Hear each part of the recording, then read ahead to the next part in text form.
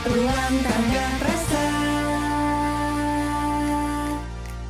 Selamat datang di Ruang Tangga Prasa, Apa Rasamu Terhadap Rasaku, Season 4. Dan podcast ini dipersembahkan oleh Komisi Nasional Hak Asasi Manusia.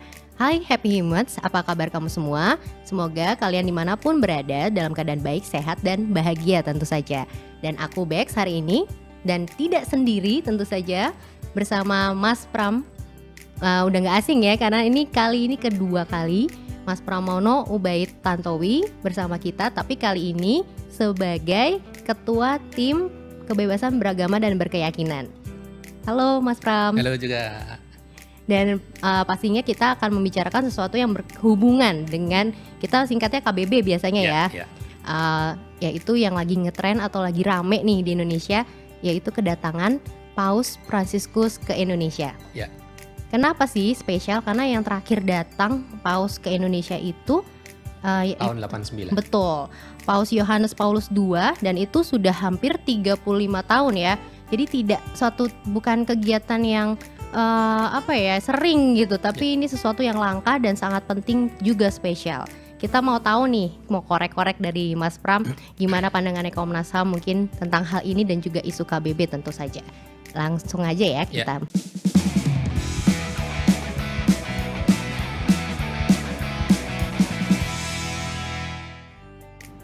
Nah, pertanyaannya nih, berarti apa sih keteladanan yang bisa kita lihat? Bagaimana kedatangannya Paus ini dari mulai kedatangan, lalu misa akbar yang Betul. Ini kita nih lagi rekaman nih sehari setelah Paus misa ya. Akbar di Gelora, dan kalau nggak salah itu pertama kalinya umat Katolik mengadakan ibadah di Gelora Bung Karno. Gimana melihatnya Komnas HAM? Ya, jadi memang kedatangan Paus Fransiskus ke Indonesia selama 3-4 hari itu sangat fenomenal dan membawa banyak pesan gitu ya. Saya mencatat Paus Fransiskus selama di Indonesia itu menyampaikan pidato beberapa kali. Gitu ya. Dan penting semua kata-katanya. Ya, dan itu banyak sekali nilai-nilai yang bisa bisa digarisbawahi, dan itu menjadi pelajaran bagi kita semua. Dan menurut saya dari beberapa pidato itu saya mencatat beberapa yang penting, misalnya pidato ketika bertemu Presiden Jokowi, lalu kemudian pidato di Istiqlal. Itu yang ada banyak nilai-nilai bagi kehidupan bersama. Kalau yang di KWI, lalu yang kemudian di katedral, kemudian yang di misa itu kan lebih ke peribadatan ya. Iya, ke umatnya. Ya, lebih ke umatnya, lebih ke internal gitu ya. Nah, dari dua pidato yang saya sebutkan tadi kepada Presiden Jokowi dan di Istiqlal, saya melihat ada dua pihak yang ingin disasar oleh Paus Fransiskus. Yang pertama kepada pemerintah gitu ya, kepada negara, kepada presiden yang disimbolisasi kepada presiden. Lalu yang kedua kepada umat beragama. Gitu. Nah, kepada presiden kita tahu dalam konsep hak asasi manusia itu kan pengampu kewajiban untuk menghormati, melindungi, dan memenuhi hak asasi manusia itu kan memang negara, dalam hal itu pemerintah. Gitu ya. Nah, karena itu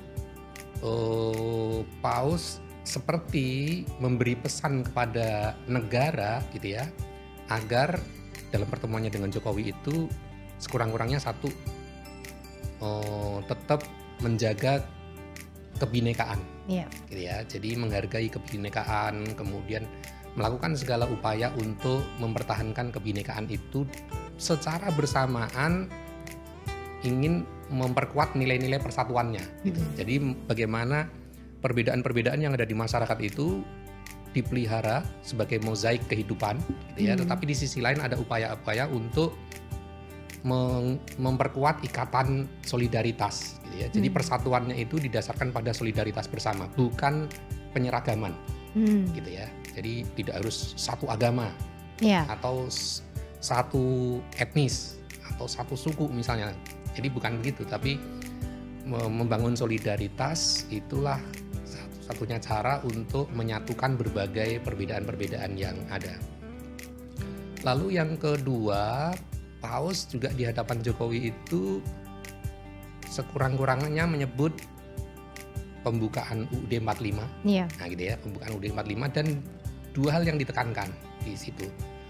Paus menyebut soal nilai-nilai ketuhanan sebagai dasar kemerdekaan Indonesia, tetapi diakhiri dengan keadilan sosial. Gitu.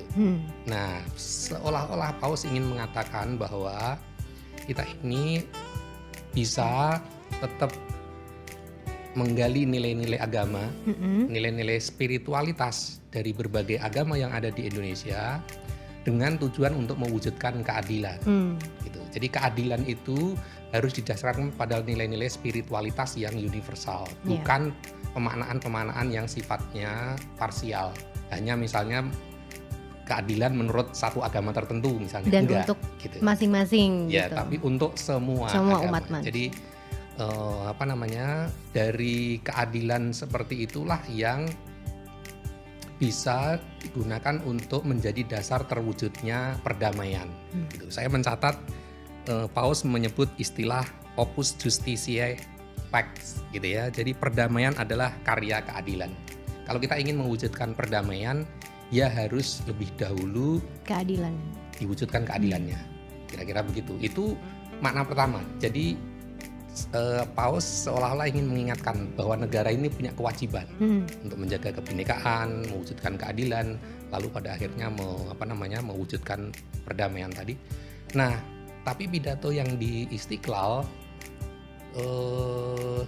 Paus seolah-olah ingin menyampaikan pesan kepada seluruh umat beragama, apapun agamanya. Dia kan menyebut soal terowongan. Iya, silaturahmi. Ya, terowongan yang menyambungkan antara Istiqlal dan katedral, gitu ya. Itu kata Paus, dia menyebutkan bahwa mungkin dua agama ini sebagai simbol, gitu ya, itu tempat ibadahnya berhadap-hadapan. Tetapi pada kedalamannya sebenarnya ada hubungan, ada kaitan. Jadi yang secara real yang kelihatan di mata banyak orang seolah-olah itu berhadap-hadapan, tapi pada dasarnya dia itu sebenarnya terhubungkan. Nah, karena itu Paus menyebutkan untuk mencapai tadi itu yang di awal tadi soal perdamaian, soal keadilan dan sebagainya itu umat beragama itu harus melakukan dua hal. Yang pertama adalah masuk ke kedalaman, gitu ya, karena terowongan itu kan adanya di bawah sekali. Jadi dia metaforanya bagus gitu. Ya, gitu. Jadi harus masuk ke kedalaman untuk mencapai titik temu. Jadi kalau kita beragama hanya pada aspek ritual, gitu ya, pada aspek-aspek yang sifatnya misalnya soal pakaian, misalnya jilbab nggak jilbab, misalnya, itu pasti jadi problem. Gitu. Jadi Paus mendorong kita ini beragama itu dengan mencapai makna substansinya, gitu ya, kepasrahan total kepada Tuhan, pencarian jalan kebenaran, gitu ya. Nah, dari situlah baru akan ketemu, gitu. Karena kalau hanya di aspek ritual, pasti orang akan berdebat nggak akan selesai. Berbeda semuanya. Pasti di dalam satu agama saja ritualnya bisa berbeda-beda, gitu ya. Antara NU Muhammadiyah saja bisa banyak hal yang beda, belum lagi dengan aliran-aliran lain. Tetapi antar berbagai agama itu kalau kita bisa masuk ke kedalaman, maka akan dicapai banyak kesamaan-kesamaan. Lalu yang kedua, setelah ditemukan makna-makna yang lebih dalam tadi, maka harus dibangun jembatan, dibangun ikatan. Jadi ada upaya proaktif dari semua pemeluk agama agar bukan semata-mata mencari titik temu, gitu ya. Karena kalau titik temu itu dari aspek teologis itu sulit. Iyalah, karena pasti berbeda lagi. Pasti, gitu ya, pasti. Aliran apalagi. Nah, itu dia. Karena kalau berdebat soal teologis, mencari titik temu, ujung-ujungnya kata Paus pasti akan muncul perbedaan-perbedaan, gitu ya. Dan nanti ujung-ujungnya akan klaim kebenaran yang terlalu memutlakkan diri sendiri dan sebagainya. Karena itu semua umat beragama harus mencari ikatan-ikatan itu dengan bagaimana melihat persoalan-persoalan di luar persoalan agama. Karena banyak sekali sebenarnya persoalan-persoalan kehidupan umat manusia ini bukan hanya persoalan-persoalan agama, tapi persoalan-persoalan misalnya soal ekonomi, misalnya soal sosial, soal kekerasan, soal kemanusiaan dan lain sebagainya. Nah, itulah yang diajak oleh Paus kita dengan menghayati kedalaman agama, lalu kemudian mencari ikatan-ikatan gitu ya yang menghubungkan itu dalam konteks bagaimana kita bersama-sama mengupayakan atau mencari solusi atas persoalan-persoalan kemanusiaan secara bersama. Jadi menurut saya itu beberapa hal yang bisa saya tangkap dari apa yang disampaikan Paus di dua momen itu. Ini apakah setuju dengan pendapat Paus atau bagaimana dari Komnas HAM melihat? Ya, kalau saya memang sangat memahami ya bahwa kita beragama itu kan sesuatu yang sangat alamiah sekali, sangat natural. Semua manusia itu pasti punya kecenderungan untuk mencari kembali kepada sesuatu yang sifatnya spiritual. Itu pasti, apapun agamanya gitu ya. Tetapi kita dalam beragama juga harus betul-betul meyakini agamanya dengan benar, lalu mencari kedalaman agama masing-masing itu sampai ke substansinya. Tidak hanya jangan hanya kulitnya, fisiknya. Belajar baru kulit-kulitnya saja, apalagi melalui media sosial begitu-begitu ya. Nah, itu akan menjadi sangat simbolik sekali cara beragama kita gitu ya. Nah, karena itu dengan beragama yang benar, lalu kemudian kita merumuskan agenda bersama apa yang bisa dilakukan oleh semua pemeluk agama, karena persoalan-persoalan hidup ini bukan hanya persoalan agama, tapi lebih banyak persoalan ekonomi, bagaimana mengatasi kemiskinan, bagaimana mewujudkan solidaritas ketika terjadi bencana alam. Ketika terjadi bencana alam, apa orang ketika menolong orang harus kamu agamanya apa ya? Misalnya kan enggak gitu. Jadi semua yang menjadi korban korban bencana alam, bencana non alam misalnya, kerusuhan sosial itu ya harus ditangani secara bersama. Misalnya kemiskinan kan juga pemerintah ketika mengatasi kemiskinan kan enggak ditanya dulu kamu suku apa, kamu agama apa, kan enggak, tapi pemerintah harus mengatasi persoalan-persoalan kemanusiaan itu ya tanpa membedakan soal suku, soal agama, soal ras dan sebagainya. Karena prinsip dari hak asasi manusia itu kan satu, kesetaraan, ya, semua warga negara harus diperlakukan setara apapun agamanya, sukunya dan lain-lain. Yang kedua, non diskriminasi, ya, tidak boleh membedakan warga negara karena perbedaan apapun latar belakang sosial, ekonomi dan lain sebagainya. Dan yang ketiga, inklusif. Yang terkait soal ini ya, soal yang lain kan ada prinsip-prinsip asasi manusia yang lain. Yang ketiga soal inklusif gitu ya. Jadi kebijakan pemerintah itu ya harus merangkul sebanyak-banyaknya warga negara gitu. Tidak boleh kebijakan negara misalnya hanya diarahkan kepada sebagian lalu mengeksklusi sebagian yang lain, itu kan nggak bisa gitu. Berarti pentingnya seperti apa sih untuk isu KBB sendiri kedatangan Paus ini? Kayaknya sangat sesuai dan sejalan kalau dari aku dengar Mas Pram tadi sampaikan. Iya, jadi memang salah satu isi deklarasi Istiqlal itu kan deklarasi Istiqlal yang disampaikan oleh para pemuka agama dan ikut ditandatangani oleh Paus. Itu kan berdasarkan pada dua perkembangan. Satu, dehumanisasi, terutama menguatnya konflik-konflik sosial yang didasarkan pada kesalahpahaman agama, gitu ya, termasuk konflik Palestina dan sebagainya. Bahkan di Indonesia kita juga punya banyak konflik-konflik sosial yang dilatar belakangi persoalan keagamaan misalnya. Lalu yang kedua, isu lingkungan, gitu ya.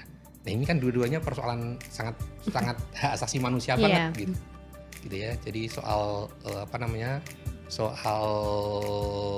dehumanisasi gitu ya, itu sangat hak asasi manusia banget. Jadi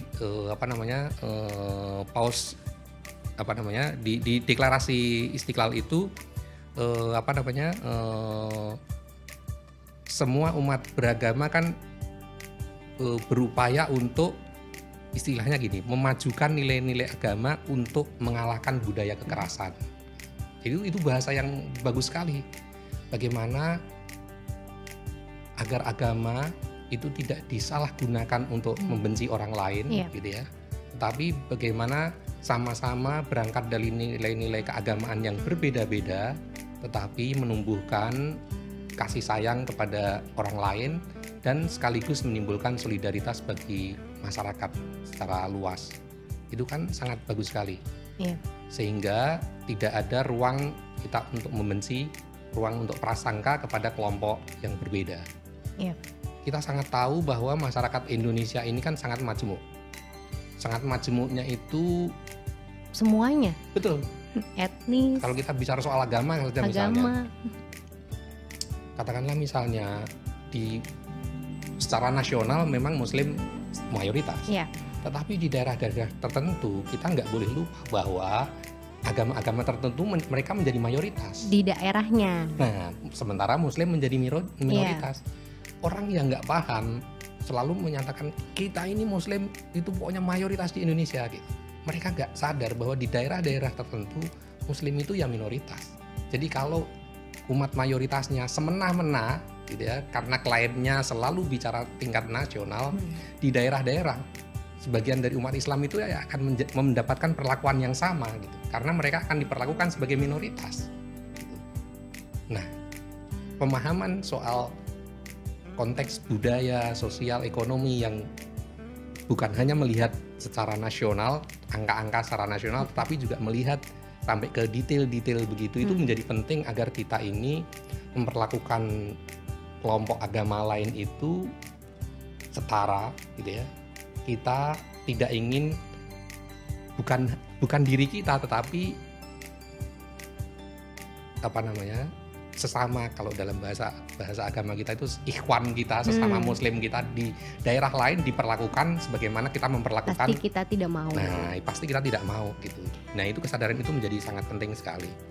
Bahkan di Indonesia ini kan satu keluarga yang menganut agama yang berbeda-beda banyak sekali. Iya, saya kan termasuk. Nah, itu dia.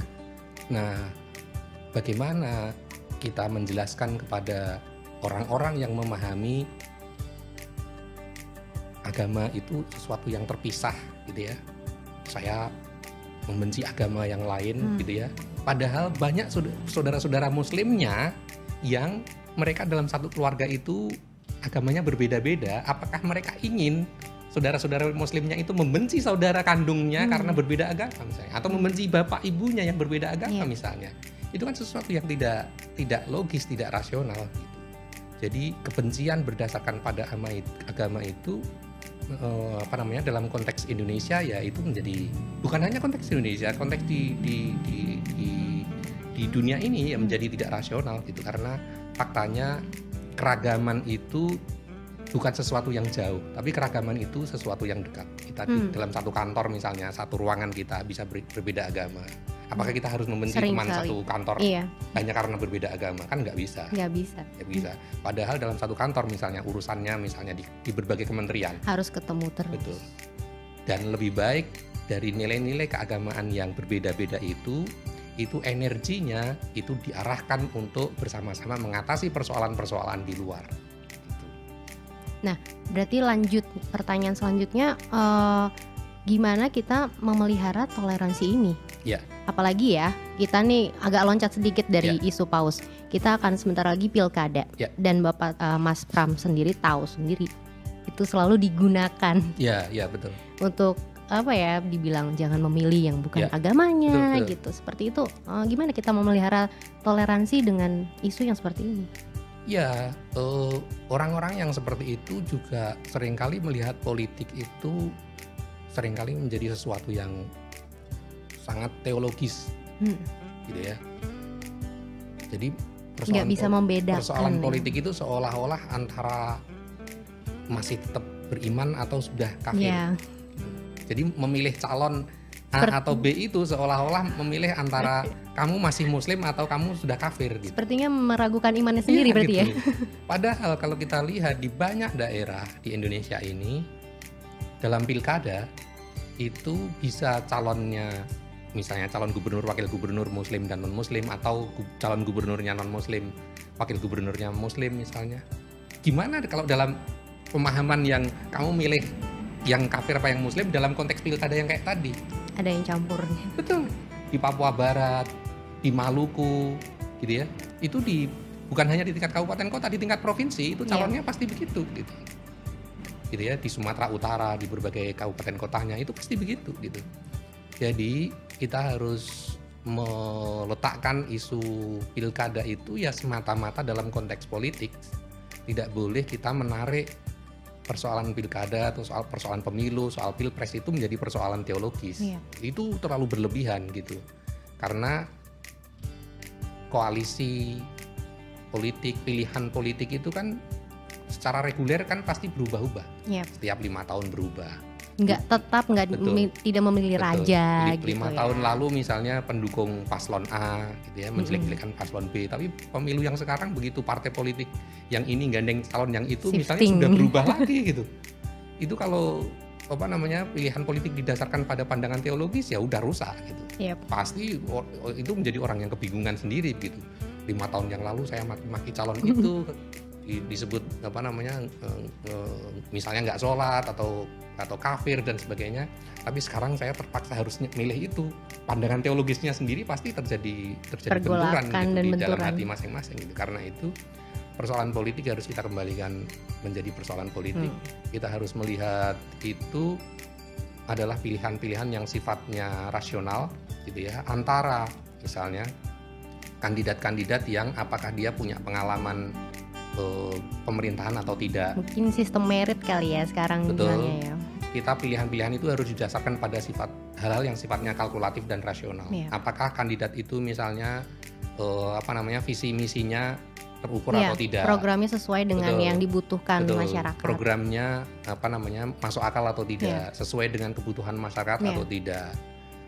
Jadi pilihan-pilihan itu misalnya apakah dia punya pengalaman di pemerintahan cukup atau enggak, atau apakah dia calon itu misalnya calon boneka, apakah calonnya misalnya karbitan, hanya misalnya influencer, atau sekedar misalnya karena dia populer misalnya, karena ratingnya tinggi misalnya, bukan begitu gitu. Nah jadi pilihan-pilihan dalam pemilu, dalam pilkada itu harus didasarkan pada hal-hal yang sifatnya sangat kalkulatif seperti itu. Tuh ya, happy humans yang udah bisa memilih harus dengerin Mas Pram tadi. Di searching ya, backgroundnya jangan malas. Oke, tadi Mas Pram juga ngomong soal setara, toleransi. Ada nih salah satu tokoh agama yang agak viral ngomong kalau harusnya tuh kesetaraan tuh di atas toleransi. Karena mungkin dianggap toleransi itu kayak harus ngalah dengan yang mayoritas gitu ya. Jadi harusnya kesetaraan yang diutamakan karena umat beragama itu semuanya sama gitu sebenarnya, tidak melihat jumlah ya gitu. Gimana menurut Mas Pram? Ya, ada beberapa pandangan dari sosiolog ya terutama ya, menganggap toleransi itu sebenarnya punya makna agak peyoratif gitu. Kenapa? Karena orang yang melakukan mentoleransi itu artinya dia sebenarnya tidak suka dengan sesuatu yang dilakukan oleh orang lain, tapi saya menahan diri untuk tidak mengungkapkan ketidaksukaan saya itu. Karena dengan atas dasar toleransi maka itu. Saya mentoleransi apa yang kamu lakukan. Nah, kira-kira gitu. Iya. Selain itu, yang kedua, orang yang bisa mentoleransi itu biasanya lebih powerful dibanding orang yang ditoleransi. Saya mentoleransi kamu, artinya saya punya kewenangan untuk mentoleransi atau tidak mentoleransi.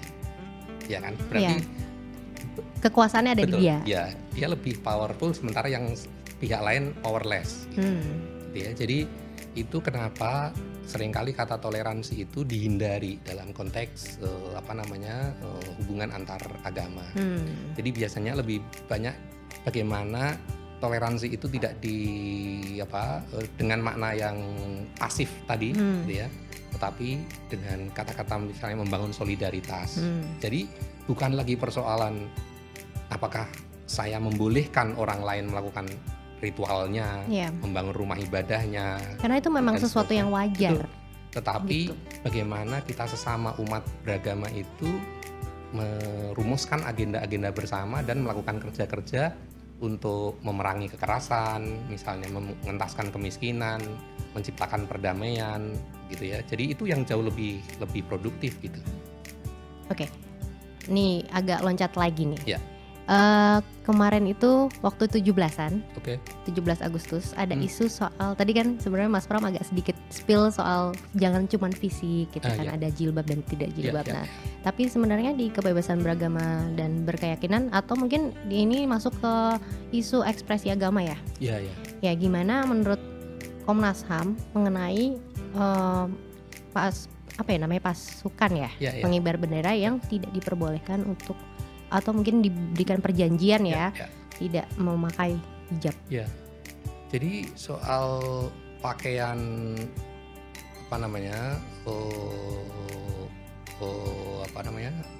pakaian apakah dia menutup aurat atau tidak, itu kan sebenarnya persoalan pilihan personal yang tidak boleh diintervensi.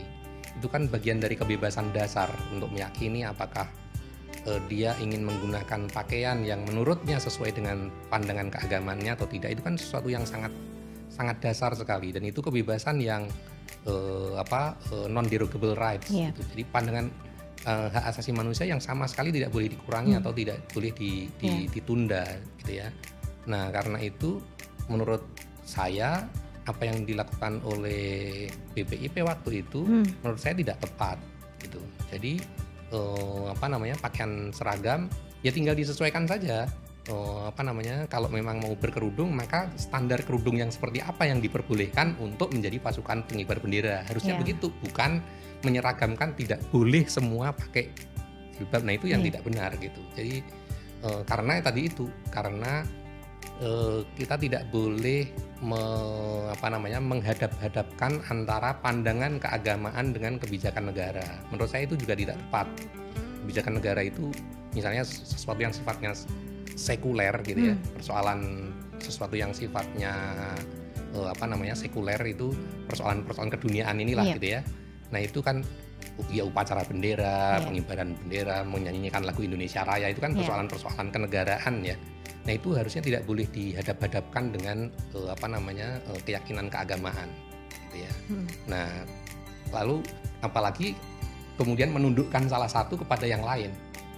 Misalnya kalau mengunggulkan agamanya lalu mengalahkan kegiatan-kegiatan kenegaraan, misalnya lalu menyatakan misalnya upacara bendera itu haram.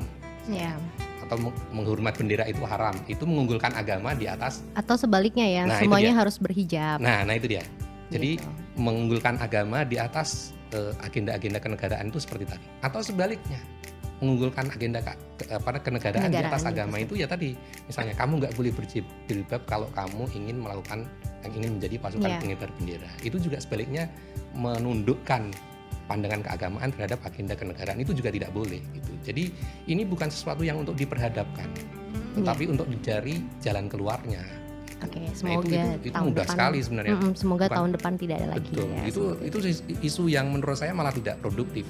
Mengungkit kembali persoalan-persoalan benturan agama dan kebangsaan, isu-isu kebangsaan pada era tahun 70-an, 80-an gitu. Itu isu-isu yang sebenarnya jangan udah lama sampai sekali. Masyarakat trauma ya. Betul. Isu-isu soal domestikasi, kalau dulu domestikasi sampai anti Pancasila. Betul, gitu kan. Jadi isu-isu soal apakah Pancasila sesuai dengan Islam atau tidak, itu kan isu-isu tahun 70-an 80-an yang sudah nggak relevan di negara demokratis pasca reformasi gitu. Jadi orang yang memunculkan isu itu lagi ya sebenarnya ingin menarik konflik agama dan negara pada era tahun 70-an dan 80-an. Okay. Udah cukup nih kita ngomonginnya dari A sampai Z nih ya kan, dari mulai paus sampai ke hijab ya kan. Mungkin boleh di wrap up sekalian message ke Happy Humans nih mengenai kedatangan paus, juga isu kebebasan beragama dan berkeyakinan. Ya, teman-teman sekalian, kita apapun agama kita bisa menarik pelajaran dari siapapun gitu ya, sepanjang di sana ada nilai-nilai kebaikan bersama gitu ya.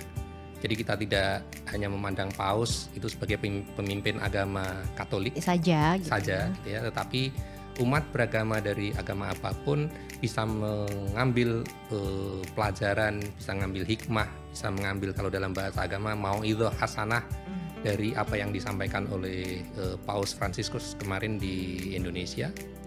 Misalnya bagaimana kita didorong untuk menghayati nilai-nilai keagamaan kita itu sampai ke kedalaman gitu ya, sampai ke sumber mata air kehidupan, lalu kemudian merumuskan agenda-agenda bersama, karena persoalan-persoalan kemanusiaan kita ini sangat banyak sekali ya.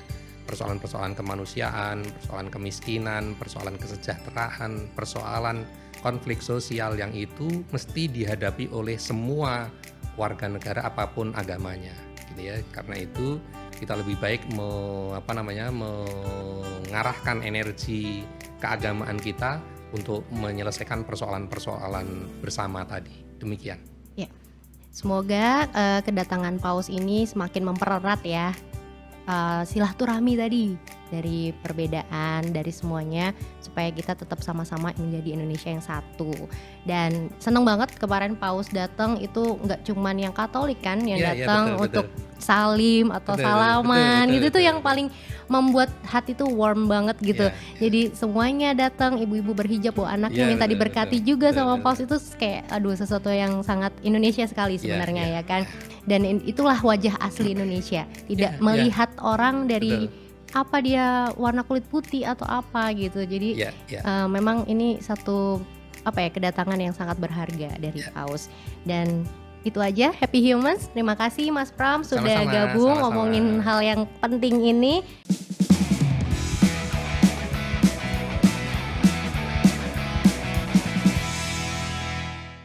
Sampai jumpa ya Happy Humans, tapi sebelumnya jangan lupa kasih kita feedback atau saran dan tinggal dikirimkan aja ke email tanggaprasa@komnasham.go.id atau juga ikutin media sosial kita di Instagram @komnas_ham, lalu Twitter atau X @komnasham, Facebook Komnas_ham, lalu YouTube kita ada Komnas Ham Channel, dan juga live chat di website itu. Jangan lupa bisa ngobrol langsung sama kita setiap hari kerja jam 1 sampai jam 3 sore, dan juga kita akan selalu hadir untuk Happy Hum semuanya setiap Rabu pukul 4 sore dan di waktu Indonesia bagian Barat ya, jangan lupa di episode Ruang Tanggap Rasa berikutnya. Sampai jumpa.